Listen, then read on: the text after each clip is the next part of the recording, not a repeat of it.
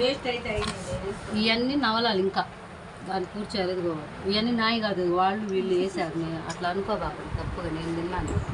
ఆ అబ్బాయి ఈ అమ్మాయి నాయగాడ ఉన్నాయి అటు కిందకు చదువుతున్నావు వీడియోలలో. అసలు మేము ఎవరం తిన్నా ఒకటే సరిసింది. ఎవరు తెలిసినారా ప్లేటు వేసుకో. తినాలి తృప్తిగా.